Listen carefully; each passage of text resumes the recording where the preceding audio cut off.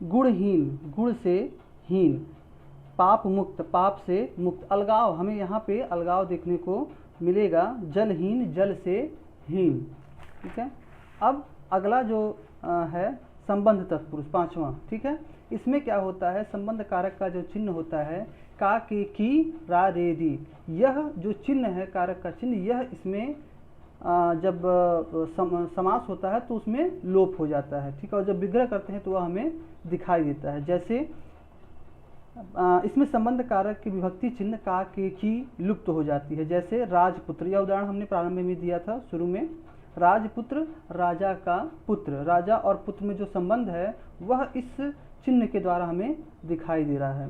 राजाज्ञा, राजा की आज्ञा, पराधीन, पर के अधीन, राजकुमार, राजा का कुमार, देश रक्षा, देश की रक्षा, शिवालय, शिव का आलय, गृह स्वामी, गृह का स्वामी, गृह और स्वामी में क्या है, एक संबंध है कि वह घर का स्वामी, विद्यासागर, विद्या का सागर।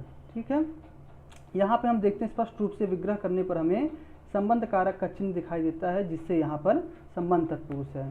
ठीक है, अब आगे आते हैं अधिकरण तत्पुरुष। अधिकरण तत्पुरुष में क्या होता है, कारक चिन्ह में, पर, यह जो है हमें दिखाई देगा विग्रह करने पर।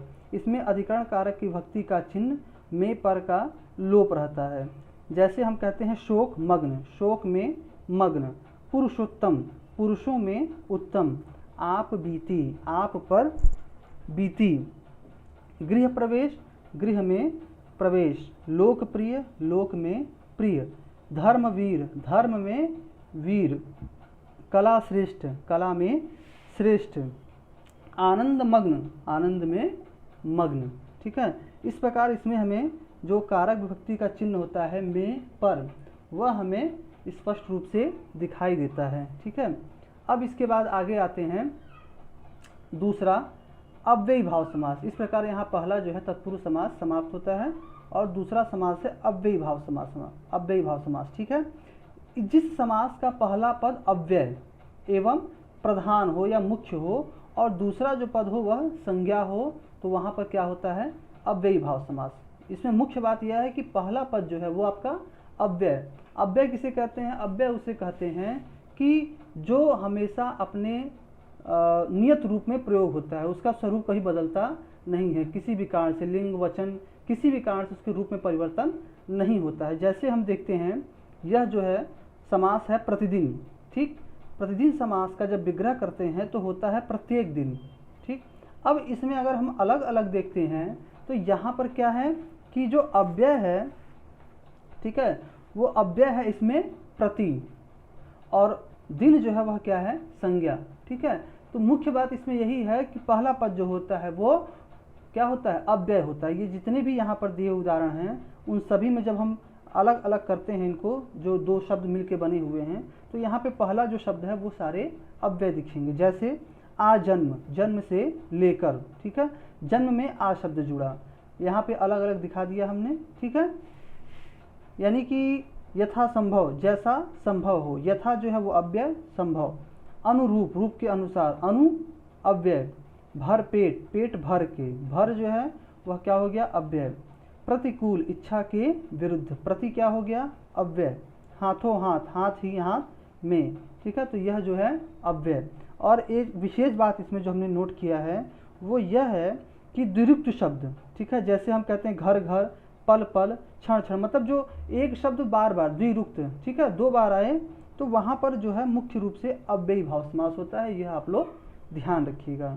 ठीक है, अब इसके बाद आते हैं कर्मधारय समास। कर्मधारय समास में क्या होता है कि इसमें पूर्व पद और उत्तर पद में उपमान उपमेय, ठीक है, या विशेषण विशेष संबंध होता है। ठीक है, और इसमें समस्त पद का जो उत्तर पद जो होता है वह प्रधान होता है। ठीक है, अब यहाँ पर ध्यान देने की बात है उपमान।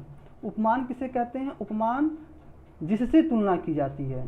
ठीक है, जिससे हम तुलना करते हैं वह वस्तु होती है उपमान, और जिसकी तुलना की जाती है वह वस्तु होती है उपमेय। ठीक है, यहाँ पे अगर हम कहते हैं कि कनक लता, ठीक है, तो कनक लता में क्या है, कनक जो है वह है उपमान, ठीक है, और लता जो है वह क्या है, उपमेय। ठीक, यानी इसी को उपमान को हम कहते हैं विशेषण और उपमेय को कहते हैं विशेष्य। ठीक है। फिर कहते हैं कमल नयन। कमल क्या है? उपमान। ठीक है। नयन क्या है? उपमेय। क्यों? क्योंकि जो नयन है वह कमल के समान है। ठीक है। इसी प्रकार है चंद्रमुख, चंद्रमा के समान मुख। ठीक है। चंद्र क्या हो गया? उपमान। मुख क्या हो गया? उपमेय। ठीक है। इसके बाद आते हैं अन्य उदाहरण देखते हैं। नीलकंठ, नीला है जो कंठ। ठीक है। फिर आते हैं महादेव, महान है जो देव। ठीक है।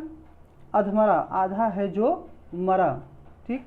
नील कमल, नीला है जो कमल। ठीक है। कमल क्या है? यह हो गया उपमेय, नीला जो है उपमान। ठीक है।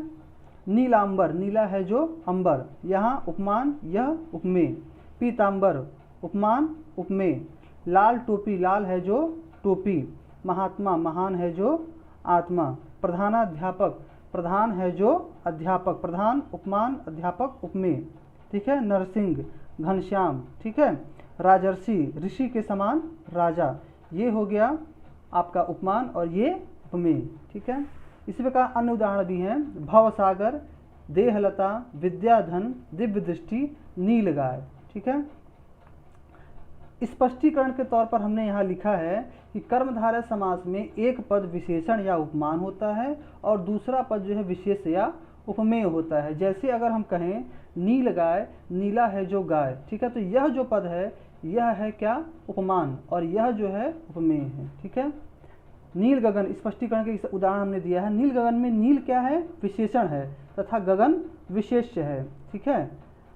चरण कमल में चरण क्या है? उपमेय है और कमल उपमान। ठीक है। अब अगला जो समास है वह है बहुब्रीहि समास। ठीक है। बहुब्रीहि समास में क्या होता है कि इस समास में दोनों पद, पूर्व पद और उत्तर पद, यह दोनों पद मिल करके किसी तीसरे पद की ओर संकेत करते हैं। ठीक है। क्या होता है?